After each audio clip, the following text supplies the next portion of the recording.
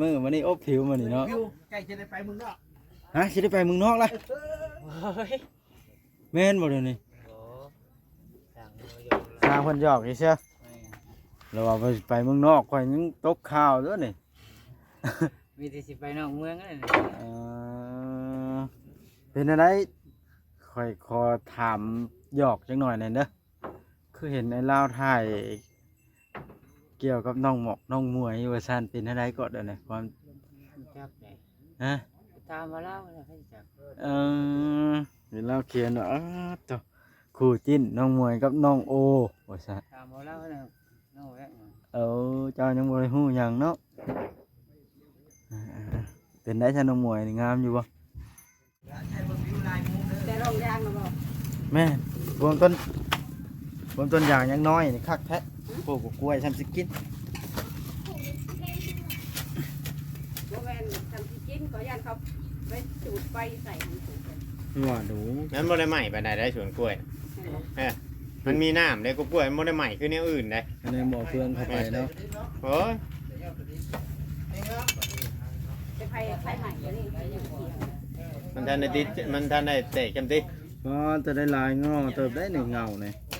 ตอนนั้นน้องแต่ขับรถเหยียบ ถ้าว่าปลูกกล้วยตามที่เพิ่นเว้าน่ะให้คุดคุมใหญ่ๆมันจังสิเตะหน่อลาย เอาขวาหาดสีฟ้าแล้วน้ำจะเป็นหน่อได้ แม่นหั่นแหล้วข่อยเห็นเขาปลูกอยู่ไทยปลูกแล้ว เอา เอา ปลูกได้เฮือนเถอะเด้ เอาทางยอดมันลงหลุมแต่กี้ข่อยงงเลยแต่กี้ข่อยงงตอนนั้น มันสิออก ไปเฮ็ดงานสวนอยู่ไทยน่ะ เอา ยาวมันเอารถ เอารถ เอาเดี๋ยวนี้เลยไปปลูกมันในขักเนาะ เอาไปทานเกลือหมูแล้วแบบนั้นมัน เฉยๆล่ะอันนี้ค่ะ เจ็ดโตเวลาที่บ่มื้อนี้เด้เจ็ดเอาเด้อบ่ต้องอาบน้ำเด้อมันเจ็ดโตเอามันบ่ต้องน้ำ น้ำเข้ามาน้ำเข้า เจ็ดโตเจ็ด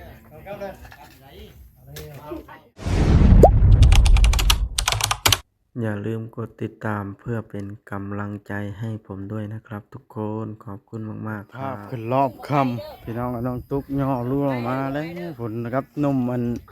พี่ชายน้องแต่มาแล้วทางนั้น พี่มาขึ้นล้อพี่ กำลังเดินทางมาอ๋อต่อมาสวัสดีน้องโอน้องตุ๊กอ๋อนี่ สบายดีมาเลยค่ะน้องโอมาจะพักผ่อน อ๋อแล้วเมื่อย ไม่ใช่นะ นอนเรือนหนู อ๋อน อนอยู่เฮือนหมู่เราอะอยู่ใส่เฮือนหมู่ปิ๊กๆยังอะนะว้าวเฮ็ดสำเป็ดน้อยห้องอ้าวคือเฮ็ดแนวนั้นบาดเนี่ยเด้อ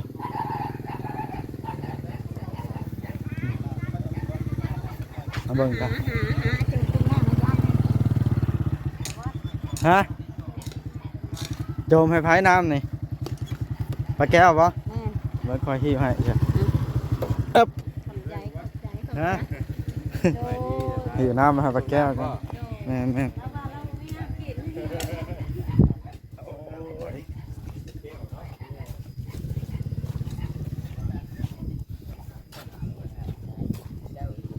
เอ้าตั้งใช้ปลาแก้วนี่ตั้งกัน เข้าไปในพุ่นน่ะ ใจรักกันได้ นี่เด้นี่ เพราะว่าบ่กล้าใช้ทีมงานเฮาน่ะเบิดแต่บ้านนี่เนาะบ่ บกล้าใช้ทีมงานเอา ทีมงานเที่ยวออกเที่ยวเข้าอยู่บ่บอกไว้ก็บ่ฮู้ได้เนาะ แม่น สาวนางมานี่กะมื้อแรกเขาจะไปซื้อ แล้วสิต้มหยังกินนี่ ยกครับ เออ แก้เป็นย่ำบ่ได้แล้วก็ว่าสิย่างไปชื่อปลาทูเดี๋ยวจัง10,000 อืม กระปุกบ่มาเฮ็ดมาเจลปิ้งเจล ปุ่น ดิ หั้นนะบ่ปิ้ง กับลู ปิ้ ก ง ครั ข้า บ วน้ำญาติแล้วพ่อ อืม ค่อยได้กินแบบนั้นน้ำตากินยากแค่น้ำแก้วคน พักมันต้นแน่บ่ฮะรวมมิดเนาะ โรวมมิดอดี อืม ถ้าเต็มคู่ก็เลยทิ้งก็จะคั่วไปรีเอาคั่วนะรีหุบไปมันก็คั่วก็ทิ้งมันยากว่ากันยากไปเห็ดเห็ดก็ค่อยบ่ได้กินน้ำ ลวกเปื่อยๆลวกก็ได้เบื้อนเขาว่าสิปลาน้ำไม้เลี้ยงน้องมันแกงที่น้ำข้าวได้แกงเบื้อนมันจะเอามาแกงไร เองลายเพื่อทีมงานนำบอก รีผู้ใด อ๋อกี่ว่าเจ้านะ อยู่ในเฮือนมันได้ เฮือนอยู่ในพุทธ มันจะปลามาแกงผักชะแงงอย่างมันชื่อไปแล้ว อ๋อพักกระแยงป่งนะบ่ทางนี้แม่น โอ้ยสิอึดไปสั่งเขาขายนะ สร้างว่าท่านเนาะ ทั้งบ้านเฮายังบ่ได้มีได้พักกระแย บ่ งน้อย มีข่อยก็บ่ได้กิน มีแต่กินยังใช้ มัน พักกระแยง ยา หาว ว น้ำนะคือค่อย โอ้พักกระแยงนาเฮานี่น้อยๆมันก็หอมได้เนาะ แนมหน้าแล้วค่อยบ่ได้ไปนั่งเก็บไปเช่าฮอดเพลนเพิ่นมาจากได้ บ่ว่าดอก เอากำกุกน้อยๆเอาคือบ่แม่นสิเอามากินนะเก็บมาขาย โอ้ โอ้ยจะบ่ได้แดดหลานท่านเก็บได้ เขาเก็บมาห้อยขายในตู้เขาก็ไปซื้อแล้วเขาเป็นลูกเป็นชองเป็นชาบเขาก็เป็นเด็กน้อย เอาโลมาอยู่ขี้ดินนี่แหละเนาะ เนาะ เดี๋ยวนะมื้อนี้เนาะ ไม่อยากแล้ว ขี้ดินเขานี่นะเขาแปลงจองขี้ดินทำได้ช่องรถพอดีเนาะ ลวกพักกินมื้อนี้ปลาแก้ พ ว อ ครั ดี บ ชองรถ ทิ้งเด้ไปใส่ เดี๋ยวจะแก้เชื่อแล้วอยู่นั่นแหละ เบิ่ง ได้รถเจ้าผม โอ้ไปขึ้นรถละโอ้ แม่เราจะจัดเครื่อง นะเอาไปตู้เฮ็ดกินลวกพัก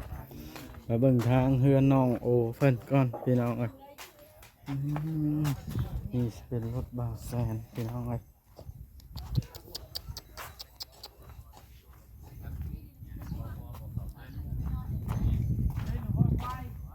ตะเวนค่อยค่ำลงมืดแล้วบอกแอนกันยังบ่ยอมมืออยู่สู้อลีอลอนี่สบายดีเด้อบอกแอนเด้อ โอ้คนอยากได้รถใหญ่คือหมูได้จ้ะ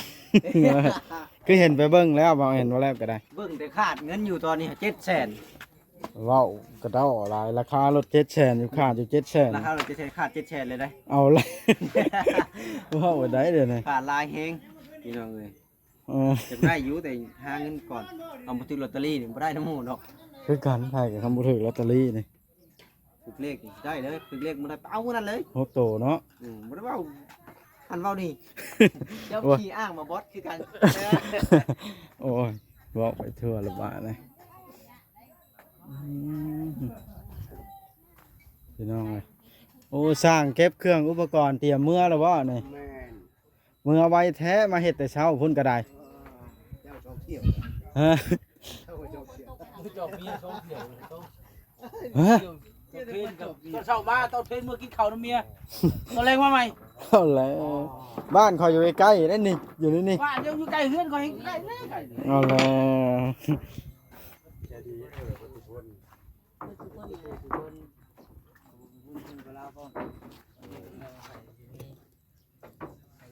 โดยสบายดียังได้ขอบคุณผู้ใหญ่เพิ่นบ่เออ คนสิมาเลย เป็นอะไรก็ใส่เสื้อหนาแห้งเล็กวันนี้นะก็ฮ้อนแล้ว ใส่บางแร อบ ง ผิวอบผิว อบผิวว่านี่ใส่เสื้อกันชันเบิดมือวันนี้อบผิวมันนี่เนาะ วิวใกล้จะได้ไปเมึงเนาะ ฮะสิได้ไปเมืองนอกละ เฮ้ย แม่นบ่เดี๋ยวนี้ โอ้สั่งมือหยอก ทางเพิ่นหยอกอีเชียแล้วว่าไปเมืองนอกข่อยยังตกข่าวเด้อนี่ มีแต่สิไปนอกเมืองนั่นแหละ เออเป็นอะไรข่อยขอถามหยอกจังหน่อยหน่อยเด้อคือเห็นไอ้ลาวถ่ายเกี่ยวกับน้องหมอกน้องมวยว่าซั่นเป็นอะไรก็เด้อนี่ความ จับเลย ฮะ ตามมาเล่าแล้วให้จับ เห็นแล้วเขียนว่าตัวคู่จิ้นน้องมวยกับน้องโอว่าซั่น ตามมาเล่าแล้วน้องแรก เจ้ายังบ่ได้ฮู้หยังเนาะอ่าเป็นได้ซะน้องมวยนี่งามอยู่บ่ ก็สุดงานนั่นแล้ว เอาแล้วบาดเด้ก็สิแปลกอยู่ซะนะคันเว้าว่าได้คันว่าชุดงามได้หั่นล่ะแม่นอยู่น้องโอให้วาสนาเฮานี่แล้วเนาะ ยิ้มแปลกๆแท้น่ะ ยิ่งก็ว่าเป๊ะกว่า ยิ้มแปลกๆได้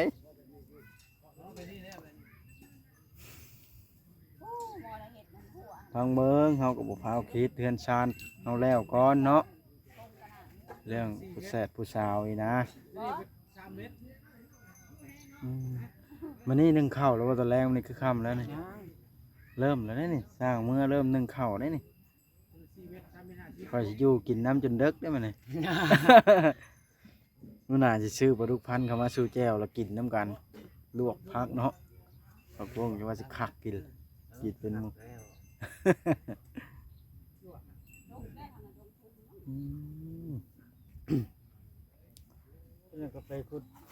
กูควรมาเล่า คุณกูกล้วยไปลาวบ่ไปรู้แล้วเสียไปเดี๋ยวนี้พวกเรานั่นนี่เดี๋ยวหน่อยเราเมื่อได้ลูกเราถ่าอยู่หั่นน่ะเพิ่นว่าสิไปก็ได้ค่อยก็สินำไปเบิ่งเจ้าคุดอันคุดก็ในหัวน้องตุ๊กน่ะบ่คุดรู้แล้วตัวหน้าบ้านได้ก็มาเขาสิพันถิ่มอยู่แล้วไปนี่จะไม่ครับพี่น้องเอ้ยนี่ใหญ่ทั้งนั้นสาวๆซื่อ ว่าได้ทานทั้งนั้นไหนครับให้คำตอบมีคำตอบเลยจะเอา ๆพากันเว้าเพิ่นงัวเป็นตาจากลาบแท้นี่ เอางัวป้าตัวหันแล้ว งัวประกาศนี่บ่ บ่ตัวลุมกูอยู่ลุมกู ป้าอยู่พูด ป้าลุมกูอ่า มีจักป้าขึ้นเอาแหละ ป้า ป้าดูสมองหัน ป้าได้ใช้ ตั้งลุมโพธคามพุ่นแล้ว ป้าได้ใช้น้องอีกามีเจ้าคน บ่ได้น้องตากันเลย น้องตะกันน่ะ ป้ามันก็หลายหั้นแหล้วบ่ถึงป้าให้ขึ้นปานนะ ไปพี่น้อง เต็มรถ10โลอ่ะ ร้อยกว่าขนาดไปทานมันนะมันก็ขึ้นบ่ออกแล้วใครก็ได้เว้าไปสร้างก็ได้ ประกันด้วยจ้ะน้องประกันดิน้องประกันไหน น้องน้องเอ้ยนี่แหละชองคนนี้มันน้องนี่แหละ เอ้ย มัน ได้ไปเรื่อยนะ อืม ไปพี่น้องกันไปพี่น้องกัน พี่น้องนี่พี่น้อง พี่น้องทางอัน เคยเป็นเคย พี่น้อง เนี่ย เพิ่น เนาะ จะเอิ้นประกาศกับลุงคือเขากับพี่น้องอันนั้น มาแล้วมึงว่าเดี๋ยวมึงว่าแทบบ้า พี่น้อง เล เอา ย พี่น้องก็ได้ จนเลี้ยงเพื่อนมึงแล้วจังหยา ลุงเลยเอาลูกน้อง จนเลี้ยงบุญ ใส่ เลยจัง ใส่ หวะโอ้เฮ็ดได้โอ้ยขึ้นกับเครื่องของมึงดอกขึ้นน่ะ อันน่ะ ผู้ดำนาผู้ดำนาขึ้นได้ผู้จะมาขึ้นกูการดำนากูได้ อ้าวมาขึ้นเรือนเจ้า เอ้ยยัง เออ ขึ้น แล้วก็ไปดำน้ำเจ้าเนาะ โอ้ว่างเวลามาขึ้นเฮือนดำชั่วโมง2ชั่วโมงเนาะ ยันสร้างบ่ขึ้นเรือนช่วย ตา บ่ เอาขึ้นก็ได้ ยันสร้างบ่ขึ้นเรือน ตา ช่วย เวียด น้อง มัน โบ ขึ้นก็ได้มีแต่เป็นเวียกก่อนได้ ก็ยอกสร้างกันนี่แล้ว จักสิแล้วซำใดเนาะ กระชากมาแล้วเบียร์2ล้างเลย โอ้ย เดี๋ยวผู้เดียวเด้ มันสิบ่คานไปบ่ผู้เดียวชองลาน โอ้ยสำนักบ่ฟัง แสดงว่า เรืออยู่นี่ ประสบการณ์โชคโชนเบิ่ง กิ้งมือแหละหนึ่งบ่คานก็ได้ เรืออยู่ดำมาเบิดละบาท ไปบ่ได้นะชัวร์มันสิโตมันตายเดี๋ยวนี้ โตบ่เฮ็ดตามแบบนี้บ่โต มืดค่ำได้บ่แม่นนะมืดฝนนะ มืดแล้วกันขับรถเนาะ บ่แม่นแปลกบ่ บ่แปลกปานใดเลย บ้านไผก็เป็นแนวนั้นเนาะมืดและค่ำ ขับเลยต้องเก่ง อันตะเวนคือได้มันแจ้งโลด เอาแล้วบ้าบางเทื่อมืดฝนก็มี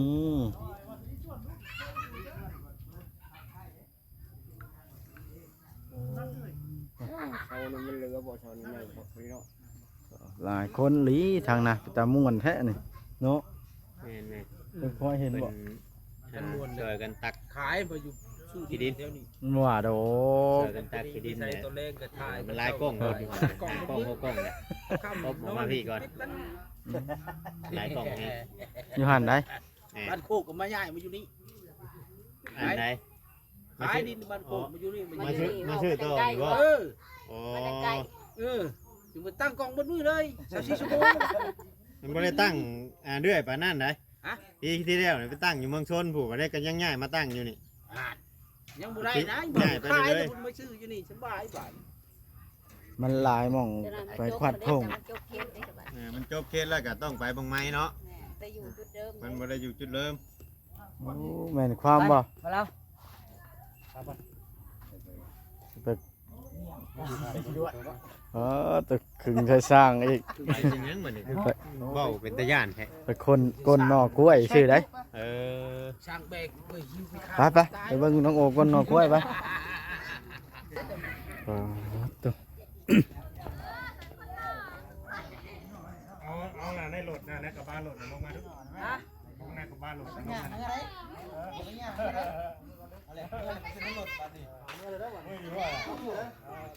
ไปเด้อ เอาไปทางไหนอันนี้ เอาเครียดเลย เครียด เครียดแล้ว เครียดไผ เอาน้องบอยว่าเขาพูดกันดิ เอาแล้วอิหยังน่ะโอ้ล็อกก่อน นี่ต้องมีเข้าก่อนมาดู แม่นครบซื้อมาครบแล้ว นี่แหละพี่น้องเอ้ยบรรยากาศยามค่ำยามแรง ก่อนอย่าโตก่อน 1 2 3 4 น้ำยังเดี๋ยวนี้ สนับ YouTube 5 6 7 8 รางวัลโมตู้นะ บ่เหลว น้ำของรางวัลให้ นี่ นะ มันเอารางวัล บ่ ให้ว่าสิบอกว่าจะนึงเอาคนเด็ก เล่นว่าน่ะ ค่ำช่ำนี้ยัง8 YouTube มานี่แม่น พอเฮ็ดเรียก 2 แค่ช่วงนี้แล้วเพราะว่าตอนนั้นน่ะมันเด็ดเด้ มันหากระบดมา แม่นไปเราขอทุกๆก่อน 4อย่าขอนะเผาไปใช้ เวลาอย่างเช้าแล้ว โอ้ยบ่สลีจบคลิปซื่อๆก็ขอจบ เอาแล้ว มันยาวบ่ อันยาวนะ เอาบ่ว่ากันซะแม่น เอาลำลาไปก่อนนะพี่น้องเด้อสบายดี สบายดีเบาเล่าพร้อม สบายดีบ่าวบอส มาโดยสบายดีคือกันไปเบิ่งน้องโอเพิ่นก้นกล้วยบ่อืม นี่บ่จกนะเสียมบ่ พันเอาลำมันแล้ว บ่าวทิศอุทุมพรเด้อๆ อ๋อคำสบายดี อยู่จนค่ำเนาะมื้อนี้เนาะ สู่อะไร ขึ้นบ่ น่ะตัวนั้น นี่ตัวนี้ก็ได้ อ๋อตัวนั้นล่ะ ตัว น้องแก ตัวนั้นแน่มันอยู่ใกล้บันไดฮะ เอ้า ตัวนั้นไหนงามลุงโบ เอากล้วยบ่ เอ้าต้นใหญ่ๆนี่จะไปทางใดแล้ว มันกิ้งโคตรยากเด้เมื่อกี้นี่นะ เออ แต่มันยังคิดโป่งอยู่อีกบ่ล้น เอาน้องโอ้ ทุกฮัก โอ้เห็นแล้ว อืม กล้วยปลูกเนาะ น้องโอหายแล้วถึงขั้นต้องใช้ความรุนแรง เอาอะไร ตำบ่ใส่เฮ็ดคุกได้ พุดบ่ได้อ๋อแต่ปล่อยคนน้อยอยู่ผู้เดียวแท้น้องแต่ยันยุงครบน้องไหนนี่โอ้ เห็นภาพมันเรียกสยองเลยยังอ่ะ เฮ้ยน้องตุ๊กหายหายก้อนใหญ่หายก้อนใหญ่ได้ ให้ก่อนไง ได้ก็น้อยบ่ ว่าแล้วช่วงมื้อคืนเดี๋ยวได้จูบมาว่านี่ น้องตุ๊กได้จากพันแล้วมาเนี่ยชานดินเนี่ย แล้วทั้งหมดได้ที่กิน เรียกมึงบ่แซ่ดิละ ยอมแล้วมันชื่อกะจี้อยู่กินทะเล แม่น แต่ว่าเสียบสิ เดี๋ยวหายัง แล้วทำไหนเจ้าจิตักลงไปเลิกแท้ทำนั่นก็ไว้ท่าง่าแท้ๆนี่แหละ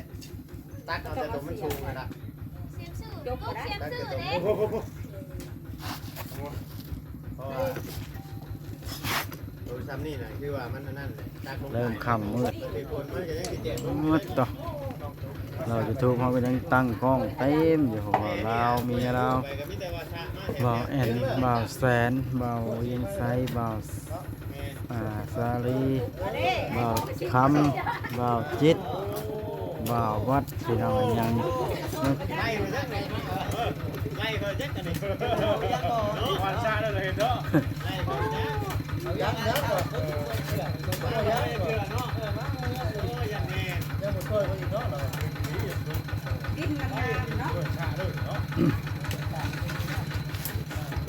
ดินงามได้นั่นเลยดินงามมันดิน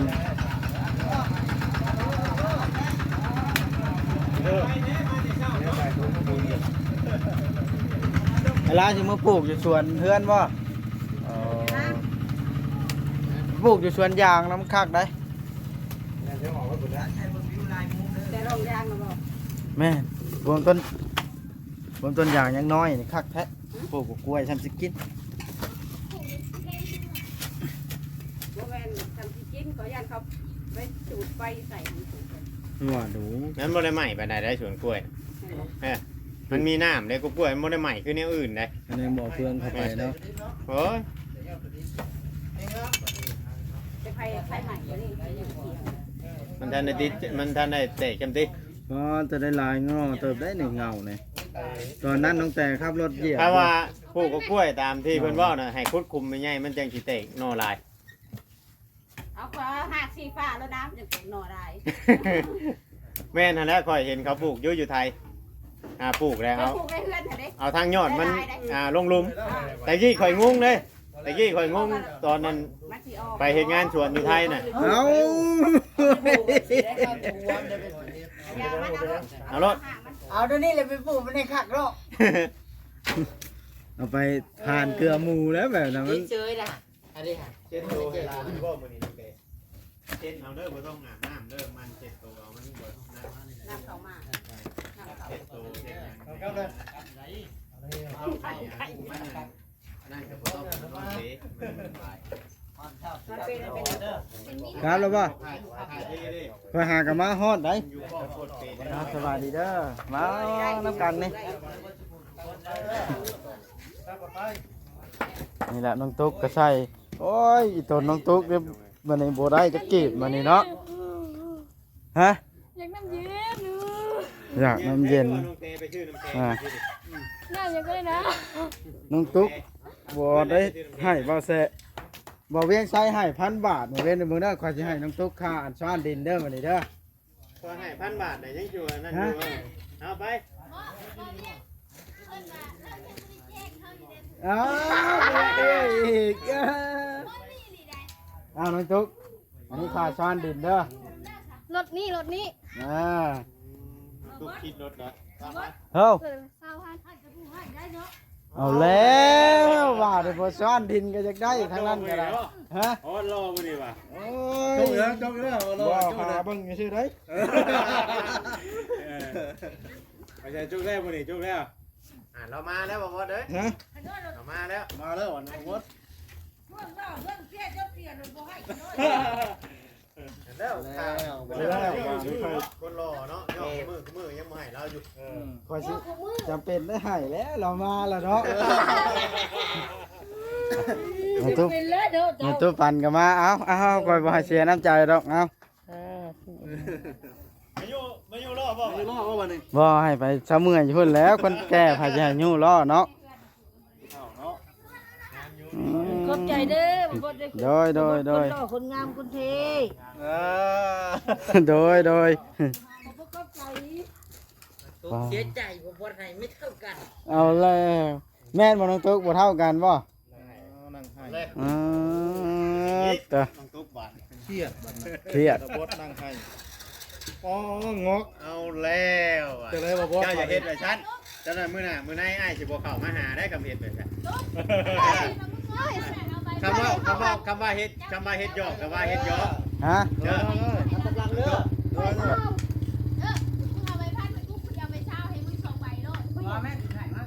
เอาแล้ว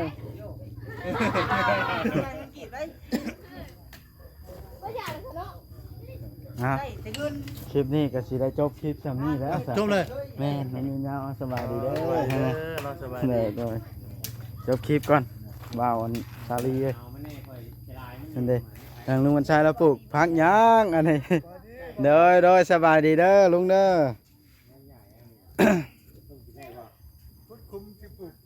โอ้ดูปลูกก็ดูได้กินถ้าเจ้ามีพักกินหลายอีหลีอันนี้ตาสะอ่อนเนาะโอ้มีพักขมพักหยังอ้อมโอ้ยแต่แซ่บอีหลีนี่หาพักสะแงงพร้อมเด้อลุงมาปลูกบ้านนี่คันมี เบิ่งตีนตัวนั้นมันเป็นอย่างตีนตัว เป็นหยังอ่ะนะ บอกว่ายังเฮ็ดเก่ง เกิบแบบไดอ่ะนะเกิบบางแห้งว่าเมียบ่ถือผัวพัดอันนั้น เองแหละยาย โอ้ยบ้า